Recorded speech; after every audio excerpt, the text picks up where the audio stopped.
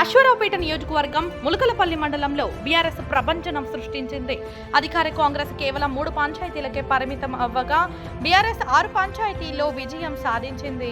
నేడు పుసుగూడెం, తాళ్లపాయి, చౌటగూడెం, తిమ్మంపేట పంచాయతీ ఎన్నికల్లో ఎన్నికైన సర్పంచులు, ఉప సర్పంచులు, వార్డు మెంబర్లు మరియు కమలాపురం, పొగళ్లపల్లి ఉప సర్పంచులు, వార్డు మెంబర్లు, అశ్వారావుపేట నియోజకవర్గ మాజీ MLA BRS party incharge Mecha నాగేశ్వరరావుని దమ్మపేట మండలం తాటి సుబ్బన్నగూడెం గ్రామంలోని వారి నివాసంలో మర్యాదపూర్వకంగా కలిశారు.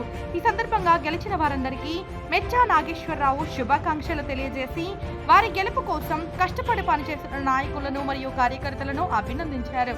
ఇదే స్ఫూర్తితో రాబోయే ఎంపీటీసీ, జెడ్పీటీసీ ఎన్నికల్లో పనిచేయాలని మెచ్చా సూచించారు.